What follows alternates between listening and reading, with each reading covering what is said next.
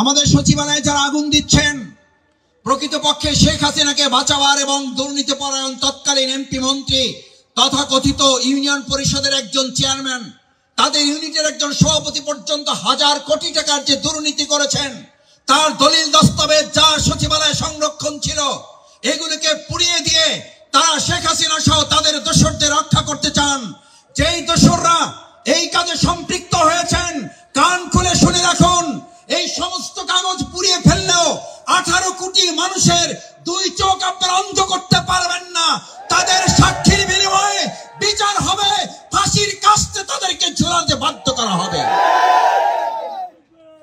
সাথে একথা পরিষ্কার বলি, সচিবালয়ে আগুন দিয়ে যদি কেউ মনে করেন এই অন্তর্বর্তীকালীন সরকার আর আমাদের জুলাই আগস্টের গণ অভ্যুত্থানের আন্দোলনের, বৈষম্য বিরোধী আন্দোলনের অকুতোভয় সৈনিকরা ভয় পেয়ে যাবে, তাহলে আপনারা বোকার স্বর্গে আছেন। কারণ আপনারা জুলাই আগস্টের গণ অভ্যুত্থান শুধু নয়, এখন তো সচিবালয়ে কয়েকটা ফ্লোরে আগুন দিয়েছেন। বিগত 17 বছর আপনারা পেট্রোল ঢেলে ঢেলে বিভিন্ন বাসগুলোতে আগুন জ্বালিয়ে আমাদের ভাইদের, যাত্রীদের, বোনদের পুড়িয়ে দিয়ে বিরোধী দলের নামে মিথ্যা মামলা সাজিয়ে আমাদেরকে দমন করতে পারেন নাই। আপনারা আমাদেরকে আগুন দিয়ে দমন করতে পারবেন না।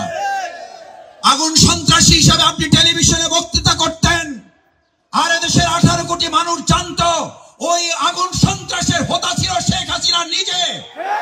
এই